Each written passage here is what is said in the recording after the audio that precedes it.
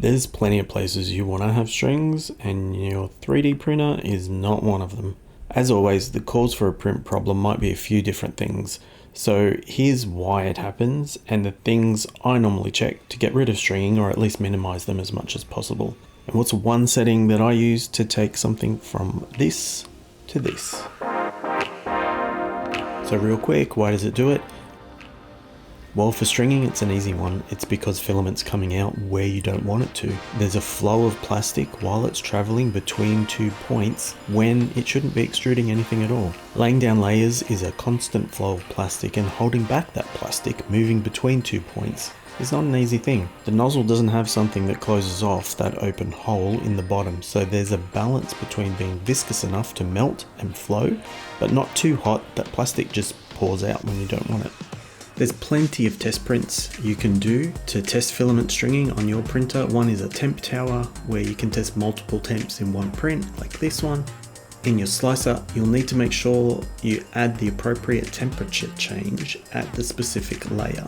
For example, in Prusa's slicer and its clones, all you do is slice the model, go to the layer, and put in a change at that layer to change the temp.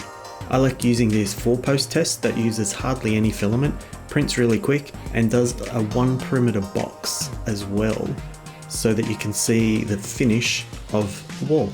Let's start with 2 things you shouldn't have to do very often, so it's good to rule them out to know they're okay and not have to compensate with other settings that change more. One thing before adjusting anything else, you want to make sure that your E-steps are configured correctly.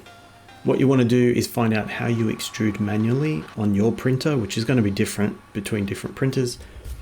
Get it to extrude exactly 10 centimeters and measure it to make sure it's really extruding that amount. If not, pull your filament back, adjust your E-steps on your printer, and extrude again until you've got it right.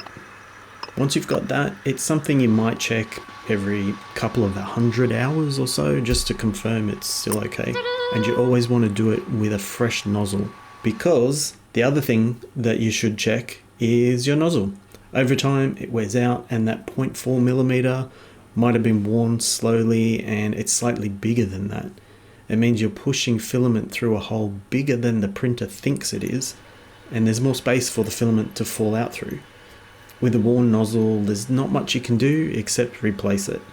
If you want to get really advanced, you could drill it out so that you have a different size, like a 0.6 or a 0.8, but you can't do that with every nozzle, and you need to know what you're doing. It's best done with a drill press for accuracy, so for some people it's probably a bit too much. So those things are maybe not something you'd need to check that regularly. Let's start with some more common things to check. So different filament types have different temperature recommendations for a reason. There's a point where a filament will melt and flow well at a specific temperature. Too low and the extruder will be pushing filament through without the end being hot enough to melt it, and pressure will build up. You can start to get under extrusion because the printer thinks it's pushing a specific amount through, but it's not actually getting out. Too hot and the flow is too easy. It's likely leading to the filament coming out too fast. That extra viscosity will mean if the hot end passes between 2 parts, the melted plastic is too liquid and it'll flow when you don't want it to, giving you the stringing. Like you see here, gradually raising the temperature manually without engaging the extruder means the filament just starts to flow. Now you can normally be confident in the suggested temps for your filament, but if I find a roll that might not be what's expected, I normally write on that label. And while temps are standard, I normally do a test print if it's a brand of filament or a type that I've not used before, and I make a note of it right there on the roll. One of the most common settings that will affect stringing in your slicer is retraction. Now, retraction is typically turned on by default in most slicers, but can be fairly conservative. Now, the retraction setting pulls back the filament from the hot end to stop any ooze while it's moving around and shouldn't be pushing anything out. It gets pushed back out when it needs to at the next point it should be printing. So if you have issues with stringing, here's a few settings in most slicers you can look at. They might be called something a little different in some. Retraction distance is exactly what you think. It's how far the filament gets pulled back, and that can depend on the kind of extruder you have. If it's really close, like a direct drive, the distance doesn't need to be as much as for something with a long Bowden tube, because of that extra give you have in the length between the hot end and the extruder. If you pull back too far, the filament might not be ready to go when it needs to be again. Retraction speed needs to be carefully managed too. You want the retraction to be quick so that it's pulled back as soon as necessary to stop any ooze left behind when the hot end moves. But too fast can cause your gears to grind the filament and strip it away a little to a point where the extruder can't grab and push it back through. Some slices will have a minimum distance setting, which is the amount of travel that it'll need to do in the next step for it to initiate a retraction. Best described with an example. So if you have a minimum distance setting of 5mm, if the hot end is going to go over a gap of 4mm, a retraction won't happen. As soon as the gap between where it stops printing and starts again is more than 5mm, it will do a retraction. I've used this before with an older extruder I had because it kept stripping the filament and there was a lot of very small gaps, so too many retractions kept stopping the print job because it would strip the filament enough that it couldn't grab anymore or couldn't grab well and was leading to under extrusion. Next thing you want to take into account when looking at stringing is the filament type. Typically TPU, nylon, PETG are more prone to stringing because of the high temp and stickiness. Lower quality filament, mainly due to impurities, can also mean a higher chance of stringing. The most trouble I have by far is TPU because as soon as it's at temperature it flows very easily, and because it's so soft, if your retraction is too high and fast, you get a blocked extruder like we have here. I've never been able to totally eliminate stringing from TPU, but I try to get it down to at least the kind of insect antenna stringing rather than real thick stringing from one side to another. I'm not too fussed with the antenna style of stringing because it's pretty easy to do a cleanup afterwards.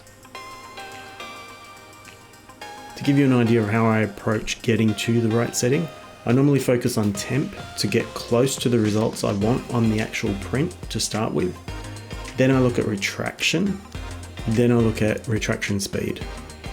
Using the tiny posts back and forth on this test print is extreme though, and most of the time when I'm printing it's a support or a foot for a larger print, so I normally don't need to do too much retraction, but I still use the test print to dial things in. What I do though is try to get the stringing to a point like this. It might look like there's a lot, but the majority of the stringing is in the wide spaces between rather than right up against the print. This way I can do some cleanup with some zero clearance cutters like these and use a small blowtorch to get any of the real little wispy strings away. You get one of these from most kitchen supply stores and it gives a pretty good finish.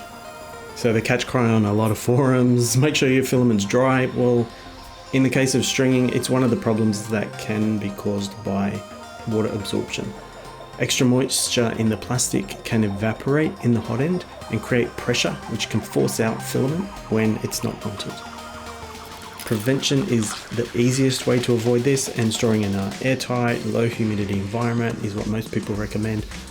I store mine in their original bags with some desiccant bags and tape it up as airtight as possible, and that works fine for me.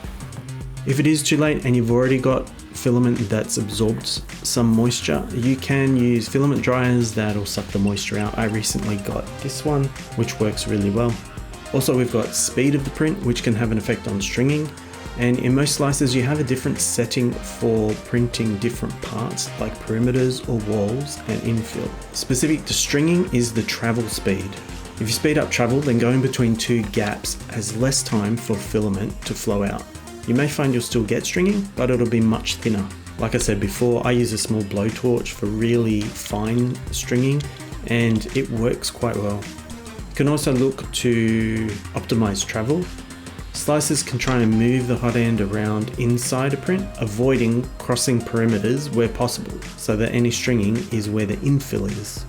A note of caution though, avoiding crossing perimeters will increase printing and to some degree slicing, but it will mean that the nozzle moves within the print walls and not move to where any stringing would be happening between parts where possible.